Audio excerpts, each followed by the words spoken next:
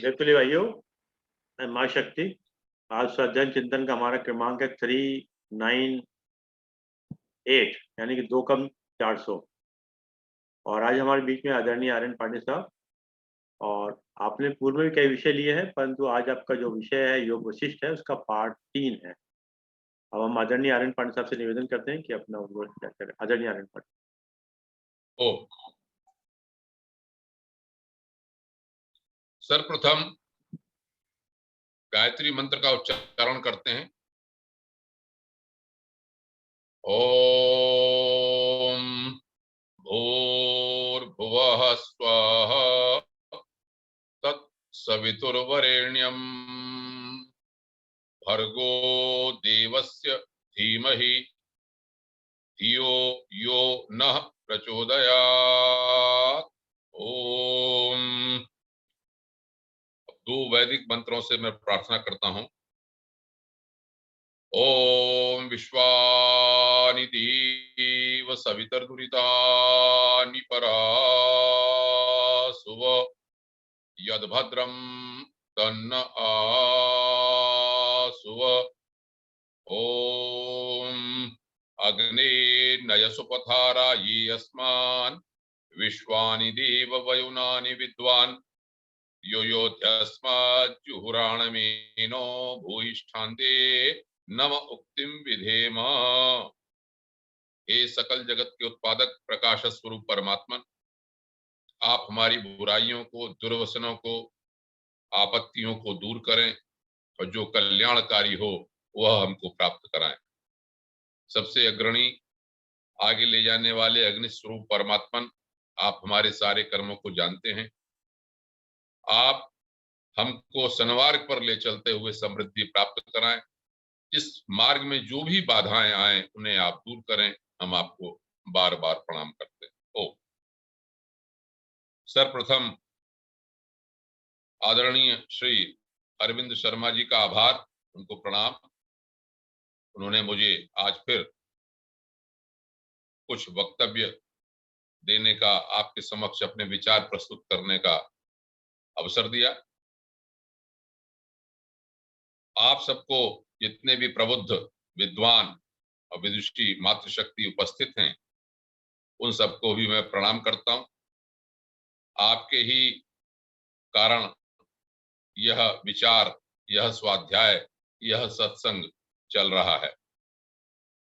अब 400 होने वाले हैं, जैसे 2 कम हो गए, ये बहुत बड़ी एक उपलब्धि है। मैं कहूंगा श्री अरविंद शर्मा जी की, हम सब लोगों कि हम लोगों ने अपनी स्वाध्याय परंपरा को चला रखा है।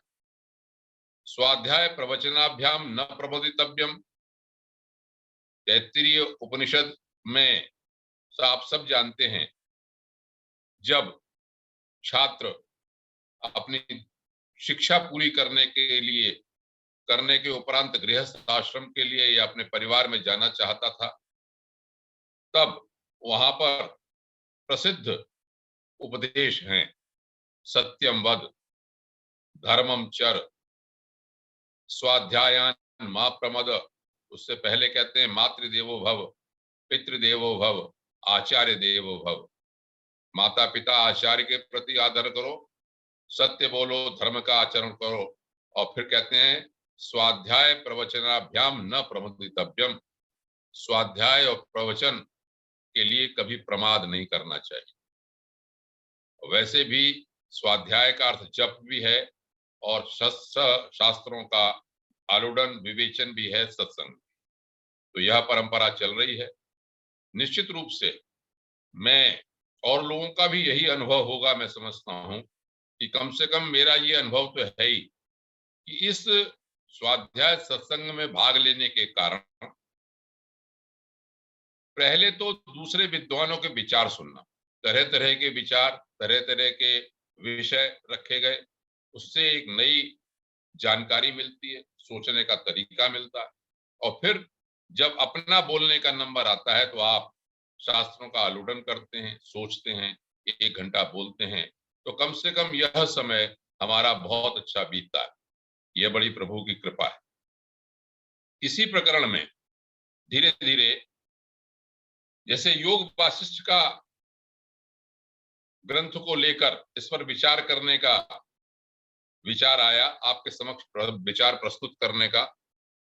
इसमें कोई मेरे मौलिक विचार नहीं है, लेकिन जो ग्रंथ पढ़े गए उनमें क्या लिखा है उसी का आलोडन करना ही अपनी बात रहती है कि आपके समक्ष रखूं और स्वयं उस पर विचार करूं।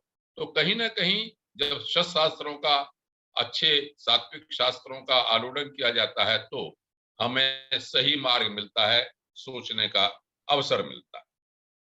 तो इसी कड़ी में जब योग वासिष्ठ जैसे ग्रंथ का, जिसे लोग जानते तो हैं नाम से लेकिन कम पढ़े, इसके बारे में विस्तार से नहीं समझ में आता, इसलिए मैंने इसको प्रारंभ किया। और वैसे भी जो ज्ञान मार्गी लोग हैं उनको तो बहुत प्रिय लगता है, इसलिए भी इस बात को उठाया। आज तीसरी कड़ी है इसकी। तो जैसा कि पहले मैं आपको बता चुका हूं इसमें कि वशिष्ठ ने राम जी को उपदेश किया, तो पहले वशिष्ठ को मैं प्रणाम करता हूं, रामचंद्र जी को प्रणाम करता हूं, उसके उपरांत में आगे बताऊं। तो मंगलाचरण के रूप में वशिष्ठ और रामचंद्र जी के लिए योग वशिष्ठ में जो श्लोक आए हैं, मंगलाचरण के रूप में कहिए या प्रणाम करने के रूप में या अभिवादन करने के रूप में या उनको सम्मान करने के रूप में, मैं एक एक श्लोक बोलता हूं, फिर अपनी बात इसको आगे बढ़ाता हूं। वशिष्ठ जी को प्रणाम करते हुए मैं बोलता हूं, द्वंद्व ब्रह्मानंदम परम सुखदम केवलम ज्ञानमूर्तिम द्वंद्वातीतम गगन सदृशम तत्वमस्यादि लक्ष्यम एकम नित्यम विमलमचलम सर्वधी साक्षिभूतम भावातीतम त्रिगुण रहितम श्री वशिष्ठम नता स्मः।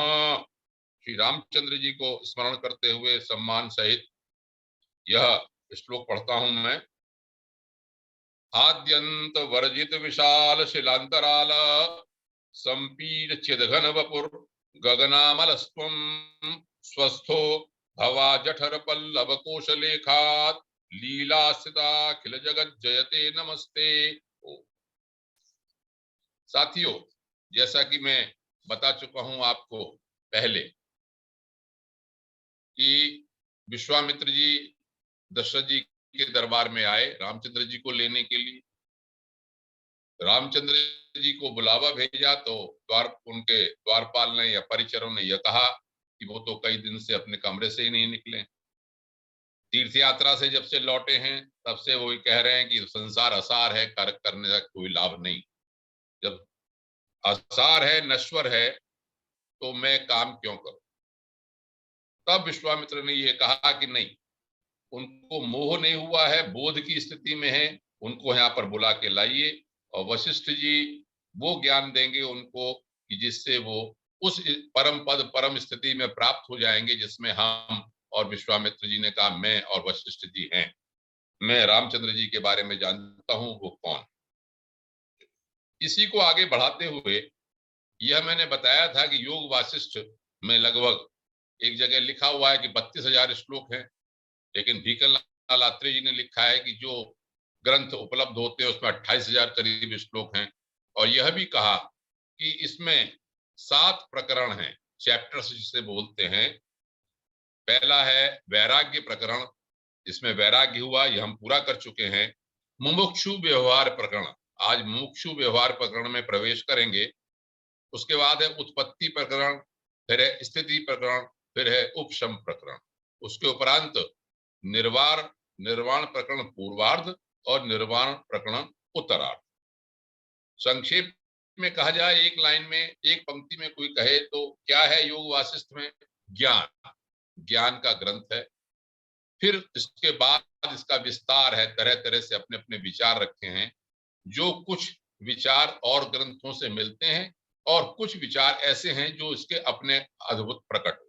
यह भी मैंने बताया था कि इसमें मूल बातों के साथ साथ जो 55 उपाख्यान हैं, कहानियां हैं, वो भी इसकी जान। इसमें 1-2 उपाख्यान मैं कह चुका हूं, आगे मैं और कहने का प्रयास करूं। तो चलिए आज शुरू करते हैं।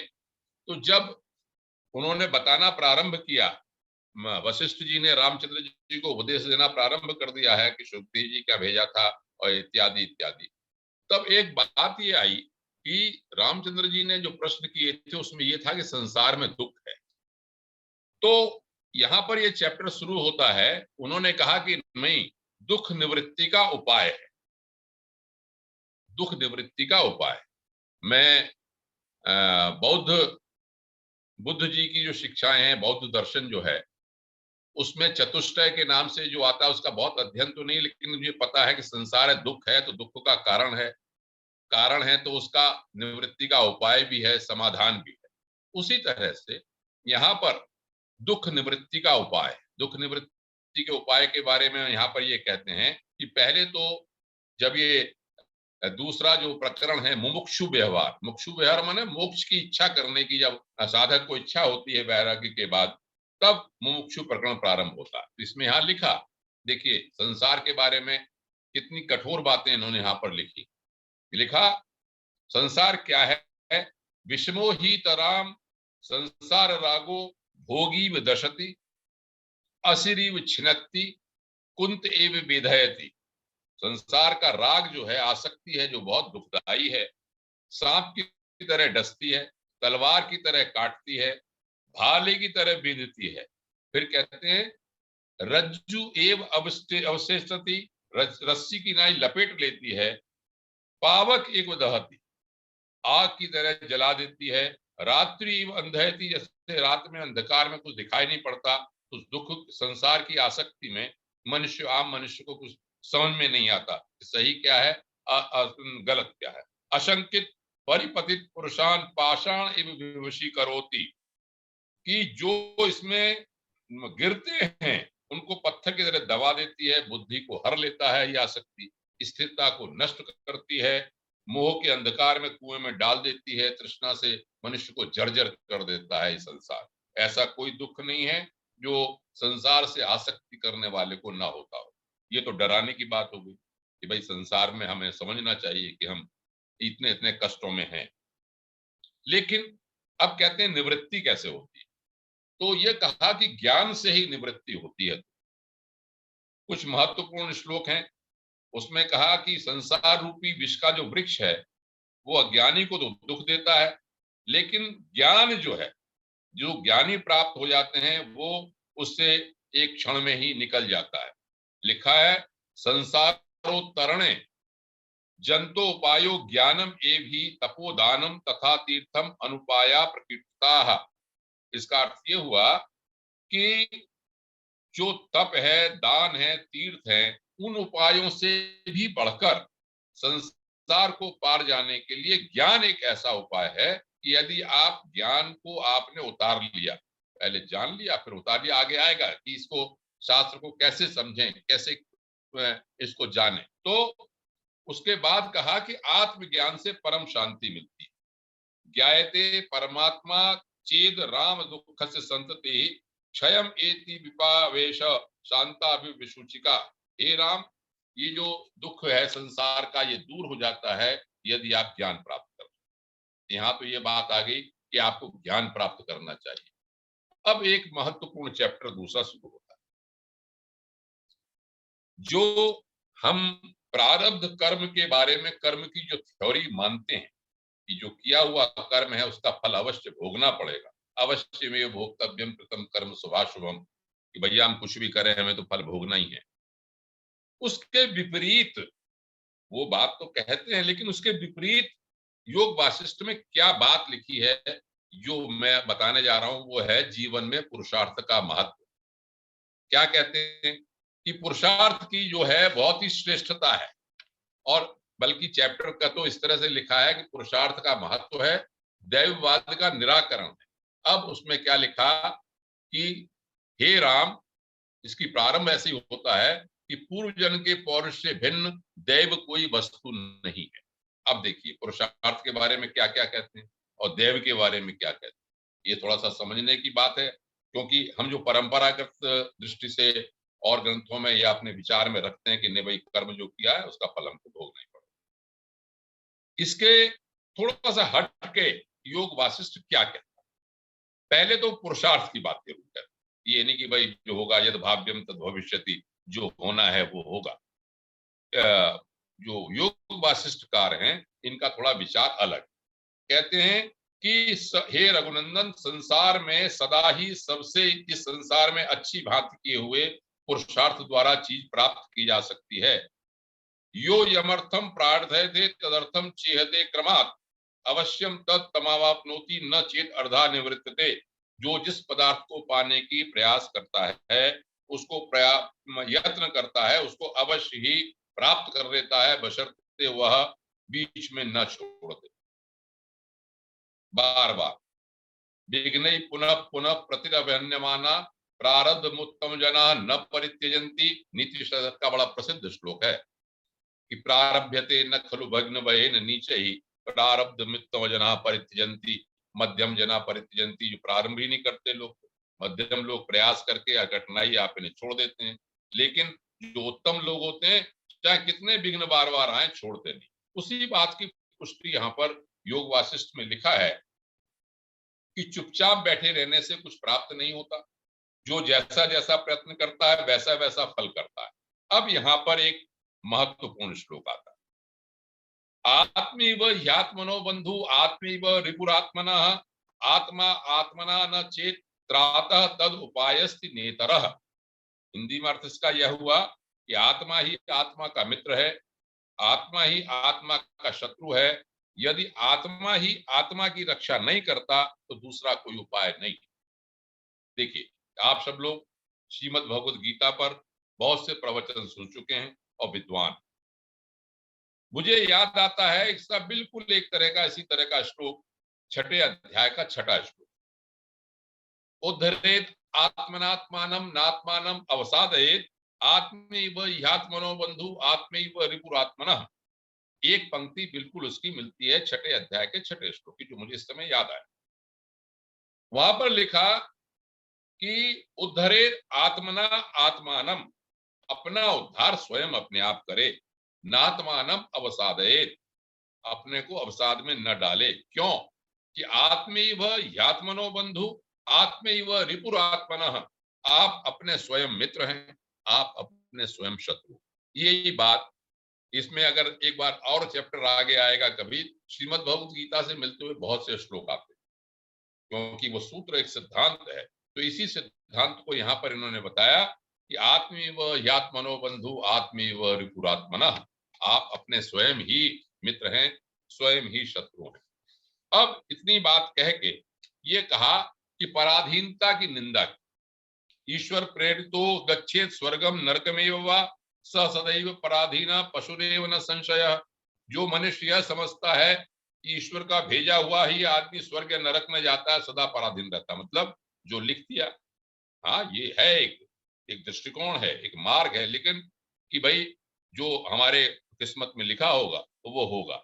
लेकिन योग वासिष्ठ अपने वशिष्ठ जी के उपदेश राम जी के द्वारा शुरू में, क्योंकि मुमुक्ष मोक्ष प्राप्त करना है और इसके लिए प्रयास करना पड़ता है, जो मैं समझता हूं, इसलिए वो पुरुषार्थ पर जोर देते हैं। यहाँ पर काफी चैप्टर कई हैं इसमें जिसमें पुरुषार्थ पर जोर देते हैं कि भाई अगर आप ये सोच लेंगे कि हमें स्वर्ग जाना है तो स्वर्ग जाएंगे, नरक जाना है नरक जाएंगे, क्या करना है, नहीं। वो योग वासिष्ठकार कहते हैं ये बात ठीक नहीं है। यहाँ पर ये भी लिखा कि ये समुद्योगम उत्सृज्य स्थिता दैव परायणाः ते धर्मम अर्थ कामम च नाशयन्ति आत्मविद्विषः। जो उद्योग को छोड़कर केवल भाग्य के ऊपर भरोसा करते हैं वे अपने ही दुश्मन हैं, धर्म अर्थ काम को नष्ट कर देते हैं। जो कुबुद्धि लोग यह सोचते हैं कि सब कुछ भाग्य के अधीन है, वे नाश को प्राप्त होते हैं।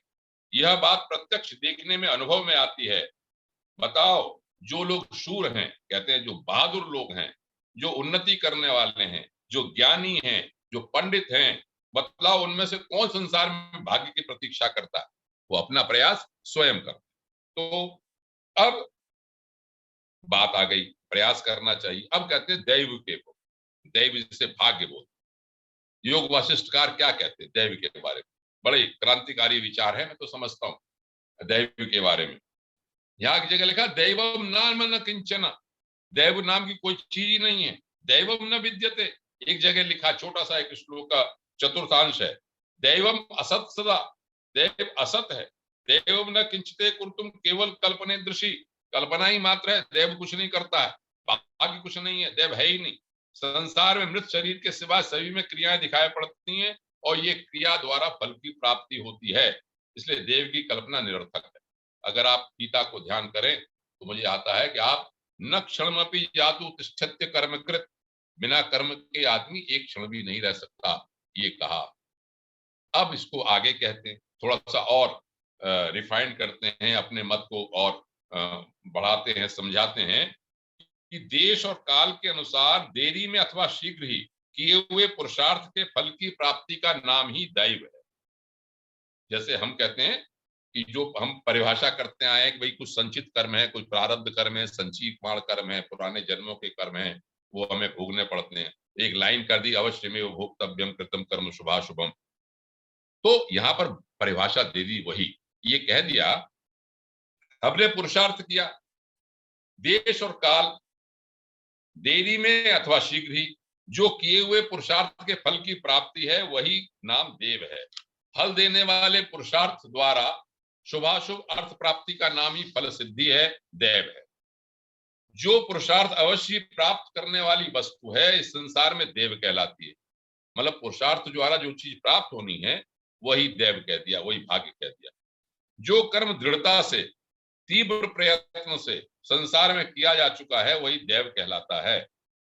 जैसा जैसा कोई प्रयत्न करता है वैसा वैसा फल मिलता है, इसके लिए पुरुषार्थी सत्य उसको दैव कहा जाता है। अब ये बता दिया। अब कहते हैं कि देखो भाई, अगर भाग्य और दैव दोनों को तौलो आप, तो कहते हैं वर्तमान काल के पुरुषार्थ की दैव पर प्रबलता है। ये मुख्य बात है कि प्रेजेंट में, वर्तमान में हम जो पुरुषार्थ करते हैं वो ज्यादा मजबूत है दैव की अपेक्षा। क्या कहा इसमें कि पूर्वकृत कर्म, एक तो दैव हो गया जो हमने पहले किया उसका फल मिलना है, और एक वर्तमान काल का पुरुषार्थ। इसके लिए एक बड़ी अच्छी उपमा दी है। उन्होंने ये उपमा दी कि दो जो मेढे होते हैं, मेढे माने जो भेड़ के जो लोग, नर भेड़ जो है, जो बड़े हो जाते हैं भारी भरकम, वो दो मेढे जैसे एक दूसरे के साथ लड़ते हैं, तो जीतता कौन सा है भाई? जो बलवान होता है वो जीतता। यहाँ पर यही उपमा, द्वौ हुडावेव युध्येते पुरुषार्थौ परस्परम यह एव बलवान तत्र सैव जयति क्षणात्। बलवान जीतता। तो बलवान कौन सा हुआ? तो उन्होंने कहा देखो भाई, कल का बिगड़ा हुआ काम आज के प्रयास से सुधर सकता है। उसी तरह से पहले के किया हुआ जो पुरुषार्थ है उसका जो फल हमें मिलने वाला है वो उसको ओवर पावर कर सकता है आज का किया हुआ प्रयास। धीरे धीरे सत्शास्त्रों के लिखे हुए कार्य, अपने कर्म, ज्ञान और विवेक के बारे में ये आगे बढ़ाना चाहते हैं। इसलिए ये कहना चाहते हैं कि आप ये मत सोचो कि जो भाग्य में लिखा है वही होगा। वर्तमान में आप जो कर्म करेंगे वो पिछले भाग्य को, पिछले मिलने वाले को भी बदल सकता है। योग वासिष्ठकार ये कहते हैं यहाँ पर। तो हमेशा ही पुरुष का किया हुआ प्रयत्न विजय पाता है।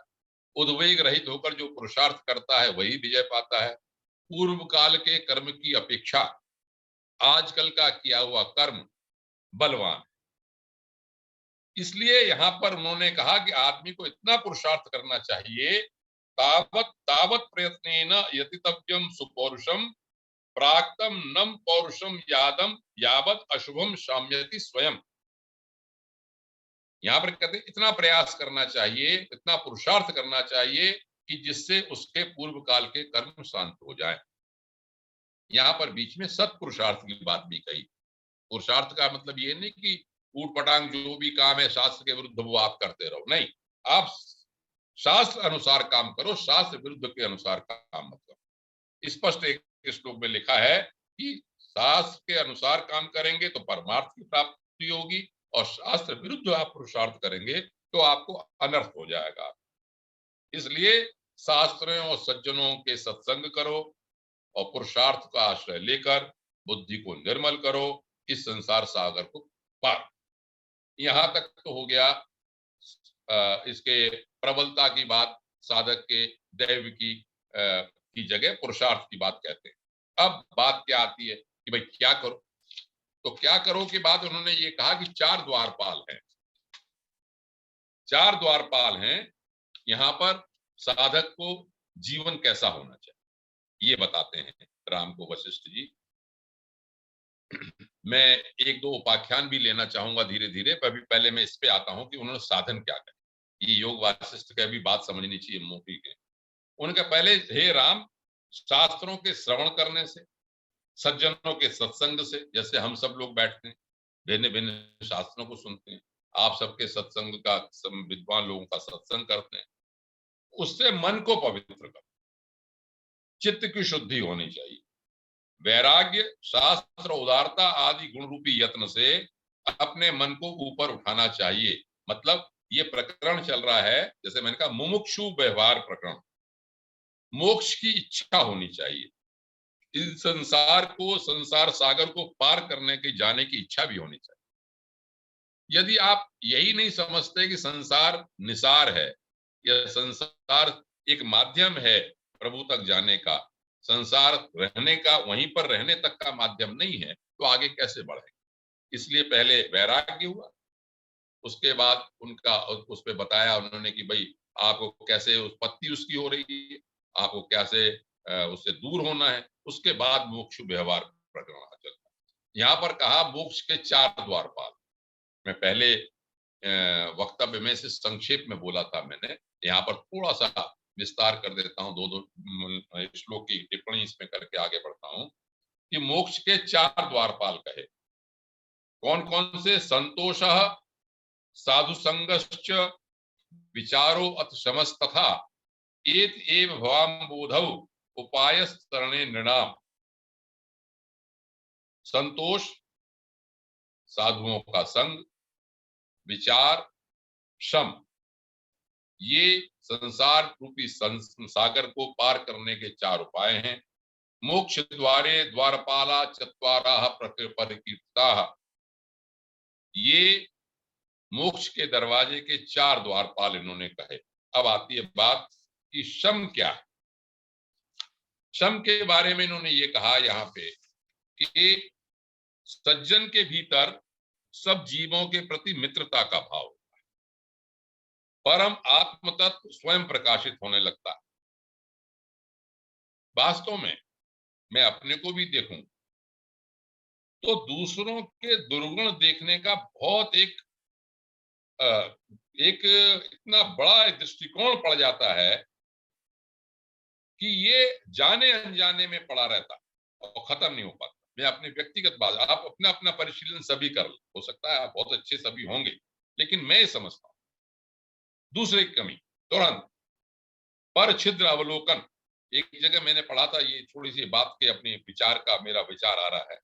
एक जगह ये लिखा था, बात मुझे अच्छी लगी, लेकिन होता क्या है कि जब पढ़ते हैं तो बड़ा अच्छा लगता है, भाषण देते हैं तो क्या ही कहने, फिर तो ऐसा लगता है कि पांडे जी से विद्वान कोई नहीं। लेकिन जब अपना अवलोकन स्वयं करते हैं तो ये लगता है कि ये बात उतरती क्यों नहीं। वहां पर ये लिखा था कि परछिद्र अवलोकन की, पर दुर्गुण अवलोकन की सबसे बड़ी कमी यह है कि आप पहले नीचे अपने को उतारते, आप अपना लेवल आत्मा का, अपने स्तर का, सोचने का तरीका आपको नीचे ले जाता है। जैसे आप किसी के धन के बारे में सोच रहे हैं, किसी आप महिला के बारे में सोच रहे हैं, आपको ये लगा कि दूसरा पुरुष तो बहुत मौज मस्ती करता है, आप उसी के बारे में सोच रहे हैं, या आप कहता है वो क्या जानता है, आप उसके बारे में, तो आप अपने को नीचे गिराते हैं, ऐसा मैं समझता हूं। यदि इस बात को जब भी मैं दिमाग में मेरे आता है तो कौशन सा, सतर्कता सी आती है। नौकरी में रहते हुए मैं इस बात को स्वीकार करता हूँ, बिल्कुल यही लगता था, अरे क्या कोई जानता है, कुछ नहीं, दूसरे सब एक स्पर्धा सी, होड़ सी लगी रहती है संसार में। और मेरे ख्याल से ये नौकरी में ही नहीं, प्रत्येक क्षेत्र में होड़ सी लगी रहती होगी। परिवार में भी ऐसे होता, दूसरे की कमियां, चुगली, बुराइयां। तो उस बात को सोचें, यदि हम ये बात बार बार एक बात कही थी कि हम शास्त्र क्यों पढ़ें, तो इसीलिए पढ़ें कि बार बार रिपीट करने की बात होती है। हमारे अरविंद शर्मा जी गुरुदेव की बहुत सी बातें सुनाते हैं, विचार सुनाते हैं। क्यों बार बार सुनाते हैं? कि वो बात हम जानते हुए भी भूल जाते हैं। डायरी इन्होंने दी हुई है, गुरुदेव का एक डायरी, एक विचार सामने आता है, बिल्कुल सामने उस विचार को रखते हैं, फिर पढ़ते हैं, अरे आत्मनः प्रतिकूलानि परेशान न समाचरे, जो अपने को अच्छा न लगता वो दूसरे के प्रति न करे, जानते हुए भी भूल जाते। तो इसलिए शास्त्र को पढ़ना चाहिए। बात यहाँ पर अब ये आती है आगे कि हम सबसे मित्रता का भाव रखें, समयुक्त, शांत रहें, इंद्रियों को जीतकर प्राणियों के साथ अच्छा व्यवहार करें, न किसी वस्तु का त्याग करें, न भविष्य होने वाली वस्तु की आकांक्षा करें, शांत रहते हैं, तब बिल्कुल ही आपको इस शम का प्रयास करना। दूसरी बात कही संतोष। जब आवे संतोष धन सब धन धूल समान, आप सब लोग जानते ही हैं इस बात। गोधन गजधन बारिधन और रतन धन खान, जब आवे संतोष धन सब धन धूल समान, संतोष एवं परसस्य परम निधानम। यहाँ पर ये कहते हैं कि जैसे ही जो प्रतिबिंब, उस पर अगर मिट्टी जमी हो, उसमें आपका प्रतिबिंब साफ नहीं दिखाई पड़ता शीशे के अंदर, ऐसे ही अगर कोई संतोष किसी के अंदर नहीं है तो ज्ञान का प्रकाश भी उसको नहीं दिखाई पड़ता। और जो आदमी संतोषी है, उसके यहाँ पर एक श्लोक लिखा है इसमें कि रिद्धि सिद्धि भी इस तरह से उनके सामने आ जाती हैं जैसे नौकर को राजा के सामने नौकर आ जाता है। समभाव से रहना चाहिए, संतोष की बात यहाँ पर काफी कही। उसके बाद कहा साधु संग। साधु संग के बारे में तो आप सब समझते ही हैं, बार बार कहते हैं कि साधु संग के बिना तो राम कृपा हरि कृपा भी से ही साधु संग मिलता है। सज्जनों का संग इस लोक में सन्मार्ग को दिखाने वाला और ज्ञान के सूर्य को प्रकाशित करने वाला है। जो सत्संगति रूपी शीतल और निर्मल गंगा में स्नान करता है, उसको किसी तीर्थ, दान, तप और यज्ञ से क्या करना है, ये मैं योग वासिष्ठ की पंक्तियां बता रहा हूं आप। चलिए, तो साधु संग पे तो कितना ही बोला जा सकता है, आप सब जानते हैं। एक और बात कही, विचार।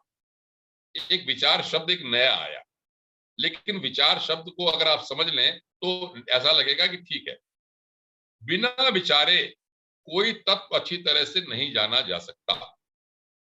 कि हम पढ़ लेते हैं, ये उस तरह से है जो मैं बार बार कहता हूं, आप लोग भी जानते हैं। याज्ञवल्क्य मैत्रेयी के आख्यान में जब ये कहा कि आत्मा वारे द्रष्टव्य, आत्मा को देखना चाहिए, तो पहले कहा श्रोतव्य, तो साधु संग हो गया, स्वाध्याय हो गया। ये विचार है मंतव्यो, मनन करना चाहिए। जब तक आप विचार नहीं करेंगे, सोचेंगे नहीं कि भाई ये बात ऐसी है, मेरे अंदर ये कमी है, मुझे ये करना चाहिए, ये विचार जब तक नहीं करेंगे तब तक आगे बढ़ा नहीं जा सकता। तो इसलिए उन्होंने 4 द्वारपालों में विचार को साथ में रख लिया। तत्व ज्ञान के बारे में विचार करें आप, बार मैं कौन हूं, संसार नामक दोष कैसे उत्पन्न हो गया है, इन व्यापार को सद असद विवेक जिसे कहते हैं, सद असद विवेक के नाम से बहुत सब जगह इस बात को कही गया है कि मैं कौन हूं, ये जगत कैसे उत्पन्न हो गया, जन्म और मरण कैसे होते हैं, इन सब के पर विचार करना चाहिए। तो ये चौथा द्वारपाल बताया, इसमें 4 द्वारपाल बताया। अब आगे बढ़ते हैं। अब एक थोड़ी सी दर्शन की बात यहां पर आती है। योग वासिष्ठ क्या कहना चाहता है, स्वानुभूति, एक इसका चैप्टर का नाम इन्होंने दिया कि स्वानुभूति ही आत्मज्ञान का प्रमाण है। योग वासिष्ठ में प्रमाण की बात आई। प्रमाण आप जो दर्शन लोग जानते होंगे, वो बहुत सब पढ़े हुए कि न्याय और वैशेषिक में अलग अलग प्रमाण हैं। कुछ दार्शनिकों ने 10 प्रमाण दिए हैं। जैसे मैं तर्क संग्रह, मैंने जब न्याय शास्त्र का गौतम का पढ़ा तो उसमें ये पढ़ा, प्रत्यक्ष, अनुमान, प्रमाण, उपमान, शब्द। प्रत्यक्ष, अनुमान, उपमान और शब्द, 4 तरह के उन्होंने क्या कहते हैं वहां पर प्रमाण बताए। प्रत्यक्ष, उपमान जिसे दूसरे की उपमा देते हैं, अनुमान, अनुमान से होता है कि जहां धुआं है वहां अग्नि है।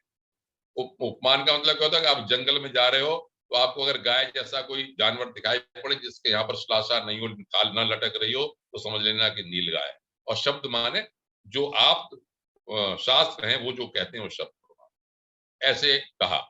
कुछ जगह और 6 प्रमाण बताए, कुछ जगह 3 ही प्रमाण बताए, केवल प्रत्यक्ष, अनुमान और शब्द। लेकिन योग वासिष्ठ कहता है केवल प्रत्यक्ष ही प्रमाण है। किस संबंध में कहता है कि आत्मज्ञान आपको करना है, तो आत्मज्ञान का प्रमाण क्या है भाई, आत्मज्ञान क्या हो, उनका अनुभूति, प्रत्यक्ष करो, स्वयं करो। ये बहुत बड़ी बात या मुख्य बात मुझे लगती है कि प्रत्यक्ष को ही प्रमाण माना है। सर्व प्रमाण सत्तानाम पदम अब्धि अपामिव प्रमाणम एक एव प्रत्यक्षम तथा सुनो। हे राम, उस प्रत्यक्ष प्रमाण को सुनो। प्रत्यक्ष प्रमाण की परिभाषा तर्क संग्रह में यदि मुझे याद आती है गौतम के न्याय शास्त्र के अनुसार, तो वहां पर वो परिभाषा देते हैं, इंद्रियार्थ सन्निष्कर्षोत्पन्नम ज्ञानम प्रत्यक्षम।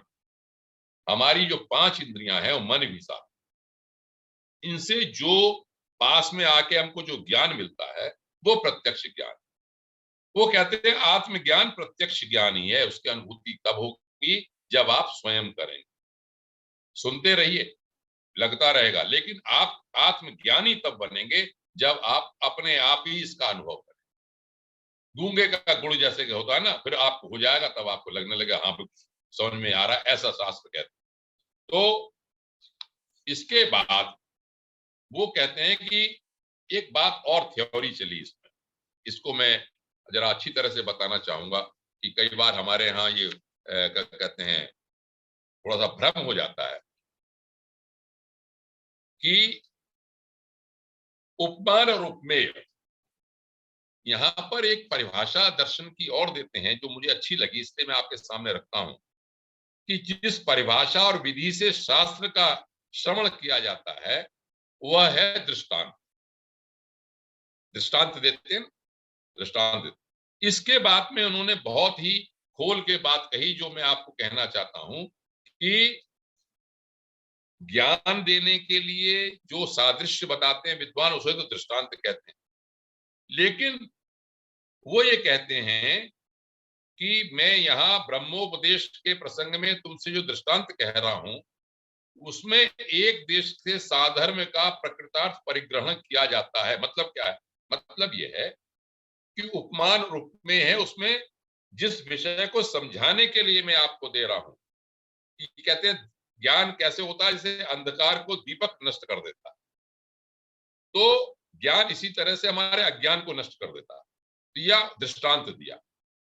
यहां पर वो बात कहते हैं, देखो भाई, हमने केवल प्रकाश के लिए उसकी उपमा दी। यहां पर आप ये मत कहने लगो कि ज्ञान कैसा दिया जैसा होता है, तो उसका तेल कैसा है, तो उसकी बत्ती कैसी है। मतलब कहने का दृष्टांत का एक जो अंश जिसकी साधर्म्य समान हम एक जैसा बता रहे हैं, उसी तक सीमित रखिए, उसको पूरे को सीमित मत रखिए। जैसे कहते हैं ना चंद्रमा जैसा मुख, अब आपने कह दिया चंद्रमा पे तो पहाड़ बने हुए हैं, चंद्रमा जैसा मुख क्या? तो जो उसकी कोमलता है, जो उसकी सुंदरता है, उसी को दृष्टांत में पूरे के पूरे समावेश हर लक्षणों का नहीं होता, ये उन्होंने कहा। उपमान से उपमेय का एक अंश ही स्वीकार करना चाहिए।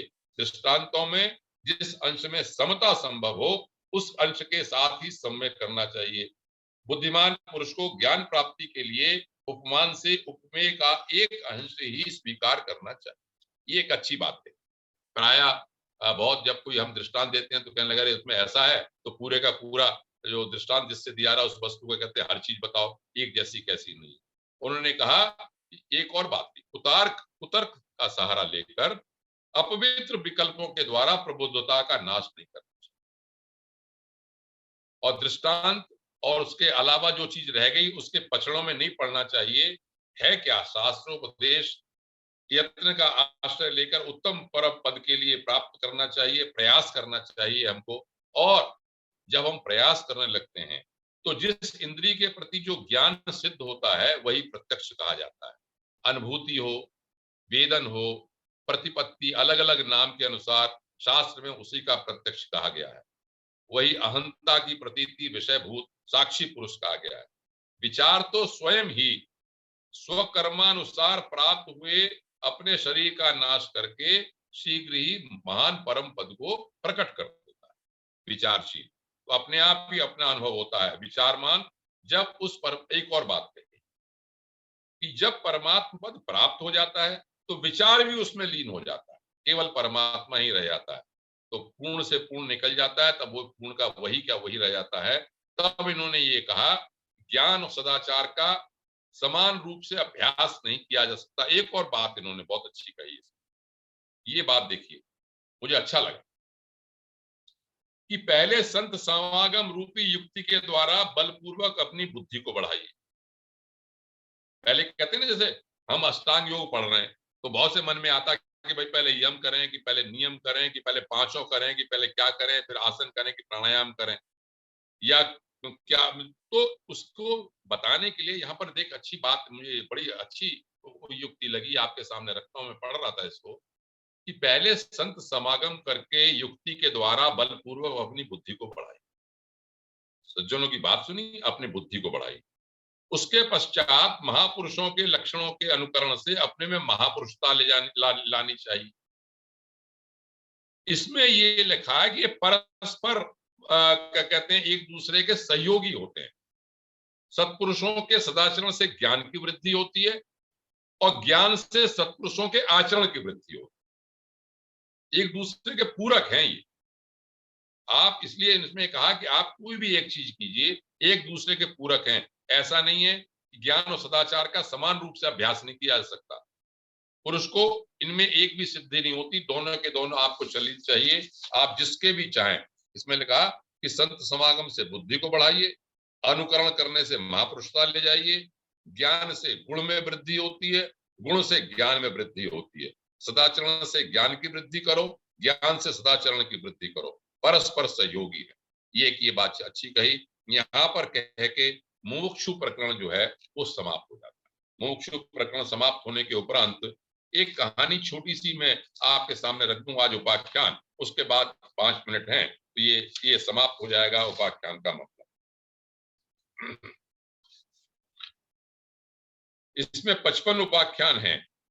तो 55 उपाख्यान में ये जो मुख्य एक उपाख्यान है अब जो शुरू हो रहा है, इस उपाख्यान को समझना चाहिए। जो 2 उपाख्यान में बता चुका हूं, उसके बाद एक छोटा सा उपाख्यान रखता हूं जो ज्ञान संबंधी। उसके बाद अगली में लीला और सरस्वती का बड़ा महत्वपूर्ण उपाख्यान है, बड़ा उपाख्यान है। 15 सर्ग से लेके 60 सर्ग तक, कम से कम 46 सर्गों में उपाख्यान है। तो उसे संक्षिप्त करके बताने का प्रयास करूंगा। आज समय को देखकर मैं अपनी बात को कहता हूं।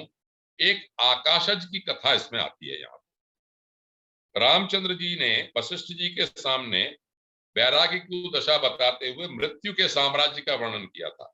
मृत्यु का भी बड़ा अद्भुत वर्णन है। अगली बार मैं श्लोक सहित बताऊंगा, अभी केवल एक कथानक बताता हूं आपको। वशिष्ठ जी ने ये कहा रामचंद्र जी को कि मृत्यु केवल अज्ञानी जीव के लिए, अपने आप को जो भौतिक शरीर मानता है।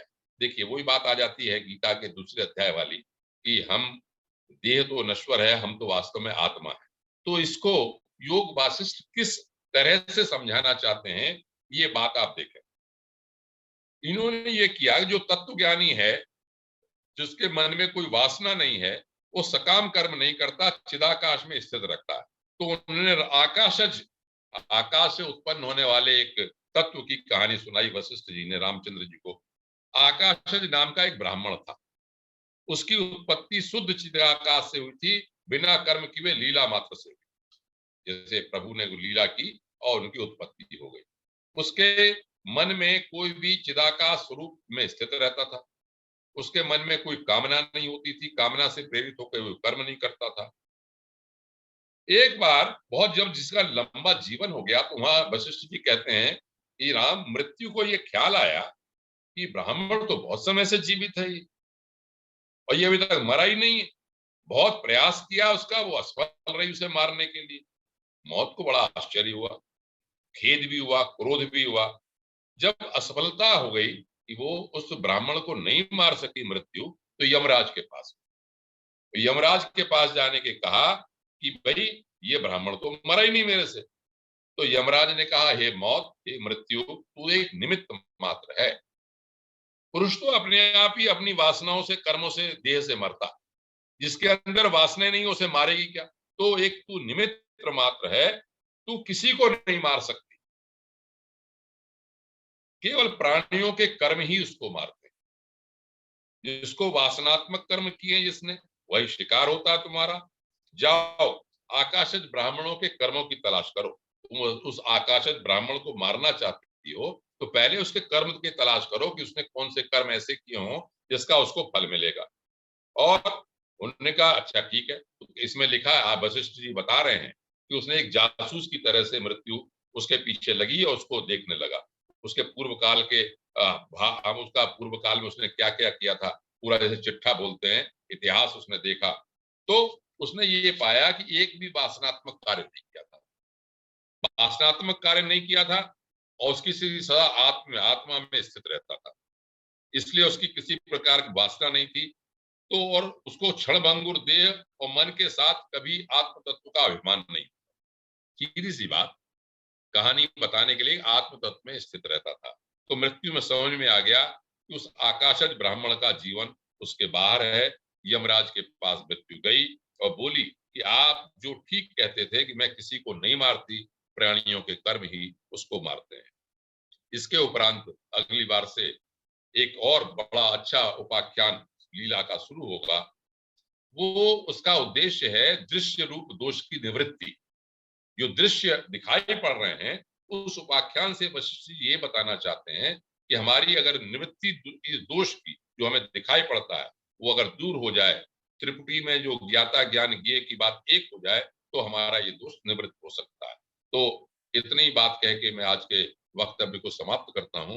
ये चलता रहेगा जब तक आप लोगों की इच्छा होगी। मैं अपना जितना यथा मेरी समझ में आता है उतना प्रयास करके आपके समक्ष रखता रहूँ।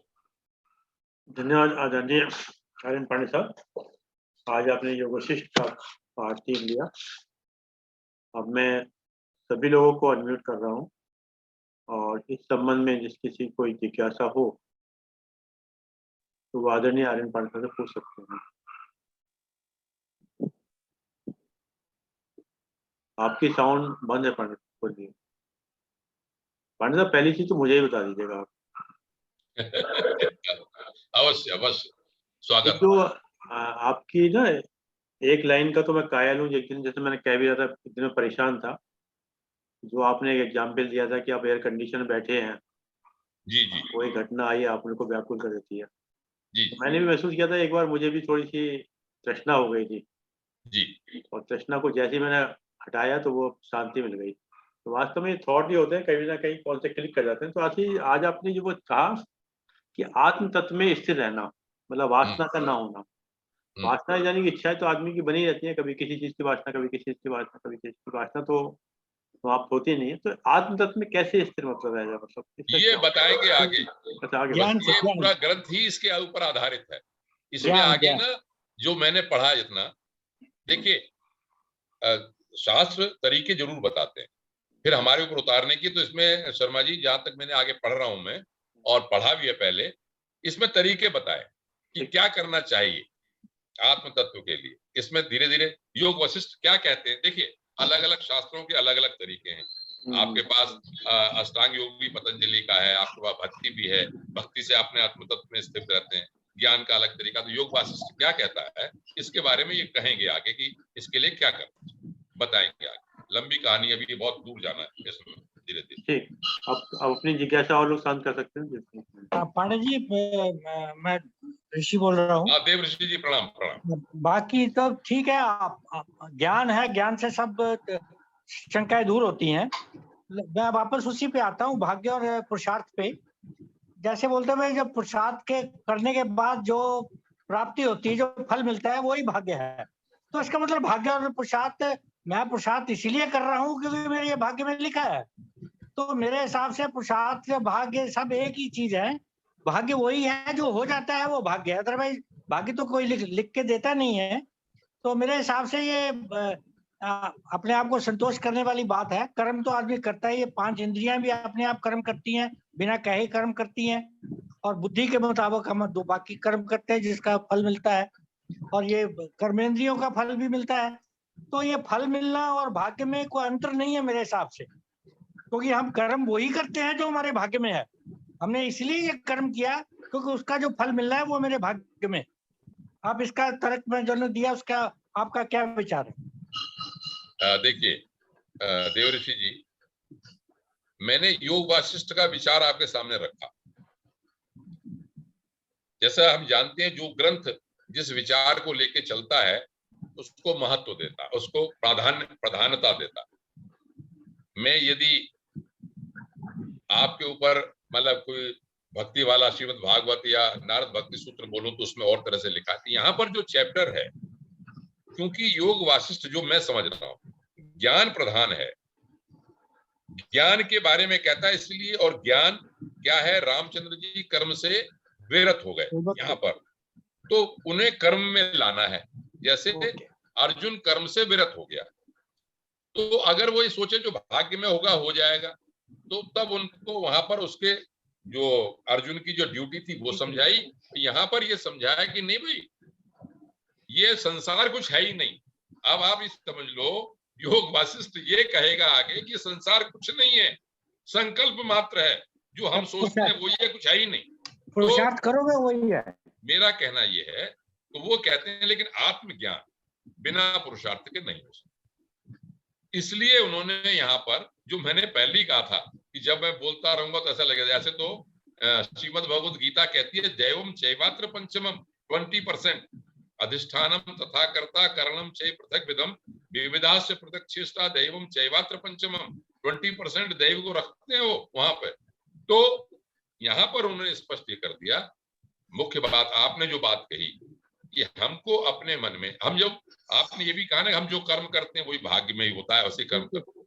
लेकिन आप ये समझिए, हम आप लोगों के बीच में बैठे अच्छी अच्छी बातें सुन रहे हैं, उसके बाद अपने पे विचार करते हैं, फिर कोई ना कोई काम अच्छा करना चाहते हैं, तो क्या है, ये हमारा अपना विचार प्रज्ञा की प्रेरणा से भी होता है।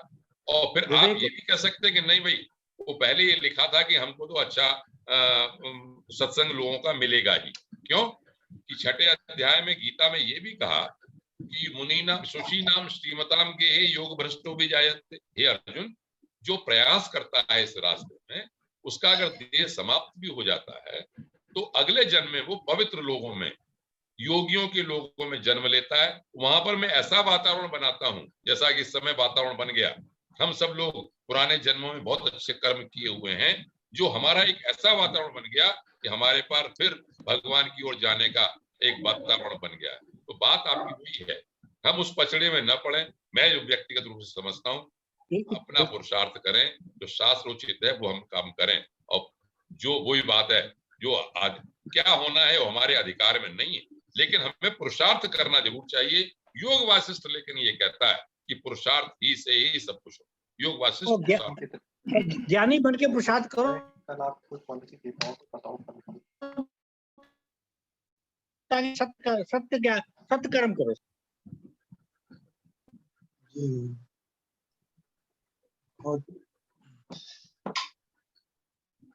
पांडे साहब को नमस्कार। नमस्कार चौधरी साहब, नमस्कार। मेरा आपने तो बहुत इसको योग वासिष्ठ मैंने पहली बार इतना सुना, पहले ज्यादा नहीं जानता था, लेकिन अभी जो आपने कहा इससे लगता है जैसे कि लिव इन द प्रेजेंट, यही बेस्ट है। प्रेजेंट में रहना यही सब कुछ है। अगर हम प्रेजेंट में रहने लगे, जैसे आपने कहा कि वर्तमान में काम जो करते हैं वो ज्यादा भारी पड़ता है पिछले काम से, पिछले काम के फल से। और शायद रामायण में भी कहीं सुंदरकांड में तो आता ही है कि देव देव आलसी पुकारा। तो फिर ये बात इसी को आपने आगे बढ़ाया और आगे हमारी तृष्णा, अभी तृष्णा से थोड़ा सा एलर्जी नहीं हो, ये तृष्णा हमारी बढ़ गई आपकी बातें और आगे सुनने के लिए। लेकिन आपने बिल्कुल सही कहा, योग वासिष्ठ ऐसा अद्भुत ग्रंथ है, आगे आगे और चीजें आएंगी साहब। एक चीज मेरे को नहीं समझ में आया जी। अर्जुन को जब विषाद हुआ था, विरक्ति जैसी हुई थी, तो उस समय उसके सामने कुछ था, एकदम से अपरेंट कुछ लड़ाई वड़ाई की चक्कर में था, लेकिन और संबंधी भी थे। लेकिन यहाँ पर राम किस प्रसंग में विषाद योग में चले गए थे, विरक्ति योग में, विरक्ति मिल के तरफ, डिप्रेशन के जिसको आज कहते हैं डिप्रेशन में जा रहे थे, वो कौन सी परिस्थिति थी? क्योंकि एक बार तो वशिष्ठ जी के यहाँ वो अल्पकाल विद्या सब पाई तो है ही, जब गुरु गृह गए पढ़न रघुराई अल्पकाल विद्या सब आई, तो वो तो एक फेज तो हो चुका था, मतलब एक एजुकेशन हो चुका था। ये कब का हुआ, ये इसका देखिए रामायण मैं चौधरी साहब समझता हूँ इन सब ग्रंथों को देख के, तुलसीदास जी ने तो शायद नहीं लिखा है रामायण, उनको तो दूसरी बात है। वहाँ योग वासिष्ठ का कोई जिक्र नहीं है। वाल्मीकि जी ने जरूर लिखा, क्योंकि वो उनको एक महान आदमी समझते थे, तो कमजोरी और जो भी चीज है वो सब चीज बता रहे थे, एक आदर्श। तो कब हुआ था ये थोड़ा सा बता देंगे? नहीं देखिए मैं गुरुकुल से शिक्षा प्राप्त करके आए थे। मैं बताता हूँ, अलग अलग शास्त्र अलग अलग प्रकरणों पर अलग अलग उद्देश्य से अपना महत्व को बताते हैं, ठीक है। मैं ये नहीं कहता कि ऐतिहासिक घटना किस तरह से क्या हुई, इस पर जोर देना नहीं चाहता मैं, लेकिन इस बात को जो आपने कहा कि तुलसीदास जी ने क्या कहा या वाल्मीकि जी ने क्या कहा, वहां पर वो जो चरित्र बताना चाहते थे उसका महत्व देके वो आगे बढ़ गए। लेकिन ये जो ग्रंथ लिखा गया, मैं ये नहीं कहता कि ये ऐतिहासिक बात होगी कि नहीं होगी, लेकिन इसमें तो केवल इतना ही है कि विश्वामित्र बैठे हुए पूरा योग वासिष्ठ सुना दिया उन्होंने। इसी तरह से जैसे कि युद्ध के क्षेत्र में पूरी गीता उन्होंने सुना दी उनको। वो तो कहते हैं गीता कैसे 18 अध्याय कैसे सुना सकते हैं इस समय कोई भी आदमी। तो मुख्य बात क्या है, जो उद्देश्य है वो ज्ञान प्राप्ति, मतलब आप इसको इस तरह से जोड़ सकते हैं। मैं इस समय जो जोड़ रहा हूं अपने दिमाग से, मैं ये नहीं कहता कि ऐतिहासिकता को इसको जोड़ देता हूं, मैं आप जैसे सामान्य बुद्धि से सोचता हूं। गौतम बुद्ध को राजकुमार होते हुए एक बूढ़े को देखकर, एक शव को देखकर, एक बीमार को देखकर घर छोड़ने का मन हो गया। इसी तरह से अगर उस घटना को यहां पर जोड़ें, शास्त्र ये कहना चाहता है उनके माध्यम से कि राम जी की बात जब कही जाएगी वशिष्ठ की, तो हम सब लोग आकृष्ट होंगे। तो संसार की असारता, इसमें जब मैंने पिछली बार बताया था कि तीर्थ यात्रा से लौटे और जब उन्हें संसार की असारता का ज्ञान हुआ, तब उन्होंने कहा कि मैं कर्म क्यों करूं, संसार में सब कुछ नष्ट है। यहां से इसकी शुरुआत होती है। और मेरे विचार से ज्ञान के महत्व को बताने के लिए योग वासिष्ठ की रचना की गई होगी ग्रंथ। ऐसा नहीं कि कोई ऐतिहासिक या जो कुछ भी योग बताया गया, तो हमें वहां तक रखना चाहिए कि इस ग्रंथ में क्या कहा है। और जिसका कारण मुझे ऐसा लगता है कि जैसे संसार की नश्वरता को मुख्य बात रखते हुए सामने तर्क दिया गया रामचंद्र जी के माध्यम से, और योग वासिष्ठ में ज्ञान को आगे बढ़ाया गया, तो उसमें जो शिक्षाएं हैं उनको हमें समझने का प्रयास करना चाहिए, तो उतारने का। बहुत बहुत धन्यवाद। Thank you. आवाज नहीं आ रही रविंद्र जी। चलिए साहब, कोई और किसी को जिज्ञासा पूछ सकते हैं, वरना फिर आदरणीय अरविंद श्रीवास्तव साहब 2 शब्द धन्यवाद करेंगे।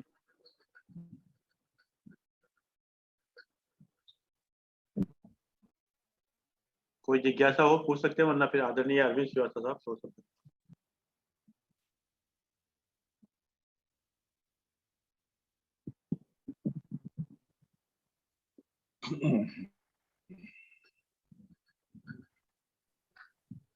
अरविंद जी तक बात पहुंची नहीं शायद। अरविंद श्रीवास्तव साहब, आपकी आवाज आ रही है सर? हाँ, मेरी आवाज आ रही है ना? आ गई सर। आ रही सर? जी हाँ जी, बिल्कुल ठीक है, बढ़िया आवाज। सर प्रणाम। आज आर्यन पांडे साहब ने योग वासिष्ठ का इतना सुंदर बताया हमको, जो अध्ययन के उपरांत, तो इस स्वाध्याय का जो चिंतन है ग्रुप, उसका सार्थकता प्रमाणित हो गई इन सब से।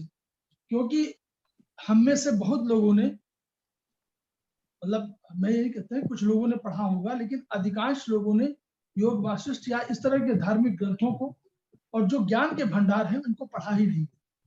हम उनके केवल अंश मात्र को किन्हीं किन्हीं माध्यम से, चाहे वो गोस्वामी तुलसीदास हो, चाहे वो गीता में कुछ लिखा हो, इन सब के माध्यम से थोड़ा जानते हैं और उनको समझने का प्रयास करते हैं और श्लोकों के माध्यम से उनको नीति सूक्तों के रूप में हम लोग लेते हैं।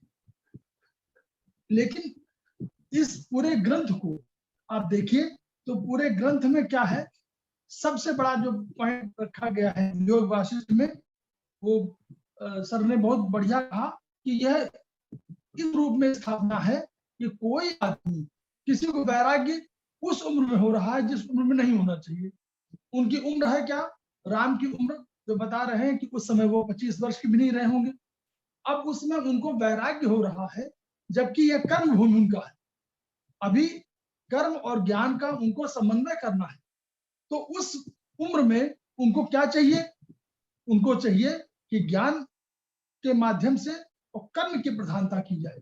तो वो कर्म की प्रधानता के रूप में ये पूरा प्रकरण रखा गया। हालांकि मोक्ष व्यवहार प्रकरण है, लेकिन शुरुआत तो ये की गई कि जैसे दुख है, ठीक है, दुख है, इसमें सबको मालूम है संसार में दुख है, लेकिन इसका जो निवृत्ति का मार्ग है, उस निवृत्ति के मार्ग में हमको ये बताने का प्रयास किया गया कि देखिए ये नहीं कर्म प्रधान है, हमारा प्रारब्ध है।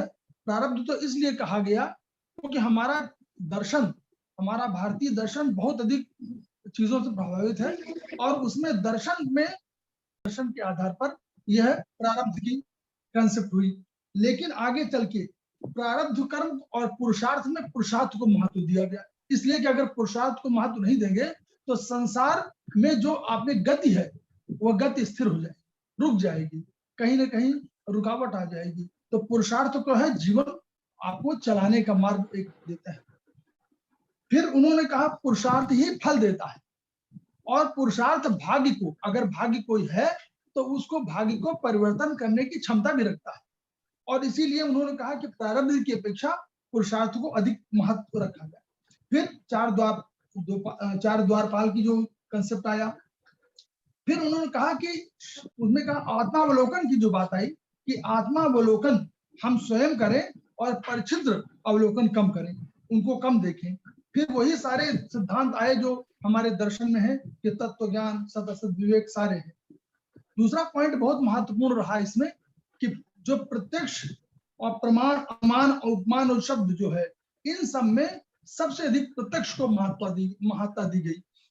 प्रत्यक्ष और तब कहा गया, और यह तब कहा गया है जब कहा गया कि सद्पुरुषों के जो आचरण है उनका अवलोकन करिए, उनके अनुसार आप आचरण करिए, आप उनके सदाचरण से और आप ज्ञान के माध्यम से आप स्वयं जो अनुभूत करने लगेंगे तो आपको, क्योंकि आपका स्तर बढ़ चुका होगा, तो आप जो अनुभूति करेंगे वही प्रत्यक्ष होगा और वही ज्ञान मार्ग होगा, वही ज्ञान को आपको करेगा। और फिर कहा कि इन जो इंद्रिया, बिल्कुल सही है कि जो इंद्रिय है और मन है, इनके माध्यम से जो आप ग्रहण कर रहे हैं और आप चिंतन कर रहे हैं, मनन कर रहे हैं, विचार कर रहे हैं, ज्ञान प्राप्ति कर रहे हैं, तो उससे निश्चित रूप से आपको ज्ञान जो मिलेगा वह ज्ञान इस स्तर का होगा कि उसको आप अथॉरिटी से कह सकेंगे ये हमारा ज्ञान है। एक और बहुत महत्वपूर्ण बात रही इसमें कि दो दृष्टांत या उपमेय और उपमान का जो कंसेप्ट रखा गया कि दृष्टांत में हम लोग ये भूल जाते हैं कि जब उपमान और उपमेय की तुलना करने लगते हैं तो हम लोग उसके समग्र रूप में देखते हैं। इसमें कहा गया कि नहीं, समग्र रूप मत देखिए, आप जो उसका मूल आधार है उस मूल आधार को अगर वो बात अपने कह रहा है तो उपमेय और उपमान के बीच में आप तारतम्य और उनके बीच में संबंध स्थापित कर लीजिए, यही बहुत है। ये नहीं कि उसके सारे के सारे रूप में ग्रहण किया जाए, उसका केवल एक गुण अगर ग्रहण कर रहे हैं और उससे उपमेय उपमान की सिद्धि हो रही है तो उस गुण के आधार पर ही आप ग्रहण करिए। संत समागम करके बुद्धि बढ़ाइए, महापुरुषों के लक्षण देखकर आचरण करिए, सत्पुरुषों के आचरण से ज्ञान की वृद्धि करिए और ज्ञान से सदाचरण और सदाचरण से ज्ञान। ये बहुत व्यावहारिक पक्ष जो है इसमें, इस योग वासिष्ठ में व्यावहारिक पक्ष है और इससे समझ में आ रहा है कि वो जो उस समय का व्यवहार रहा होगा रामचंद्र जी का, उस व्यवहार के आधार पर ये इसकी स्थापना की गई। और फिर जो अंत में कहा कि प्राणियों के कर्म उसे मारते। यह बिल्कुल सही बात है कि अगर आपके कर्म और आचरण आपके अच्छे होंगे तो शायद मारने का अर्थ यहाँ पर है जो मुझे लग रहा है कि मारने का अर्थ होगा कि वो उसके जीवन का, तो जीवन आपका वही सही है जो आपके जीवन के नरक पर भी आपका जीवन माना जाए, वो आपके अच्छे कर्म, सत्कर्म ही आपको जीवन से मतलब मृत्यु से आपको रक्षा करते हैं और उसको कभी मरने नहीं देते हैं। तो मैं समझता हूँ कि मैं तो बहुत कम मैंने इसको सुना है, पढ़ा है, लेकिन आज उन्होंने ज्ञान दिया है, वह मैं साधुवाद धन्यवाद क्या शब्द क्या दूं, मैं अरविंद शर्मा जी को भी धन्यवाद दे रहा हूं कि उन्होंने इतना बढ़िया ये एक सत्संग का एक माहौल बना रखा है। और आर्यन पांडे साहब को प्रखर वक्ता है ही है और ज्ञान के भंडार भी है, और ज्ञान को स्वाध्याय चिंतन के ग्रुप में देने का यही तात्पर्य है कि हम सब लोग जो नहीं पढ़ रहे हैं उस विधा को या उस ज्ञान को या उस दृष्टांत को या उस ग्रंथ को, तो हम लोगों को भी वो ज्ञान प्राप्त हो। और ये बहुत अच्छी धारा है, मैं चाहता हूँ ये धारा इसी तरह बहती रहे। मैं सभी का स्वागत और धन्यवाद दे रहा हूँ। आर्यन पांडे साहब का विशेष रूप से हम लोग सब लाभार्थी। धन्यवाद, आभार। धन्यवाद आदरणीय अरविंद श्रीवास्तव साहब, धन्यवाद आदरणीय आर्यन पांडे साहब, आपने समय निकाल कर समय दिया। और जैसे कि एक विचार के साथ और 3 बार ओम के साथ अपनी बात को समाप्त करते हैं। आज का जो विचार है हमारा, अगर किसी परिस्थिति के लिए आपके पास सही शब्द नहीं है, अगर किसी परिस्थिति के लिए आपका सही शब्द नहीं है, तो सिर्फ मुस्कुरा दीजिए। बहुत सुंदर। सब दुलझा सकते हैं, बहुत सुंदर। सब दुलझा सकते हैं, मुस्कुराहट हमेशा काम कर जाती है। मुस्कुरा रहे हैं। बढ़िया साउंड लगता है। सब दुलझा सकते हैं, मुस्कुराहट हमेशा काम करती है। आइए 3 बार ओम का उच्चारण करते हैं।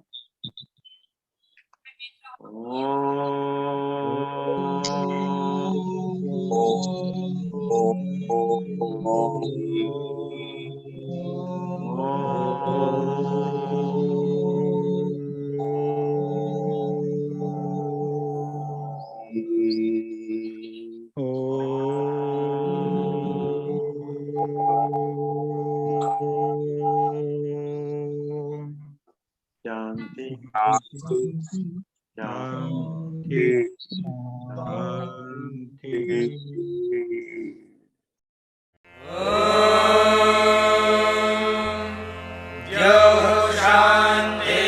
शान्तिरन्तरिक्षं शान्तिः पृथिवी शान्तिरापः शान्तिरोषधयः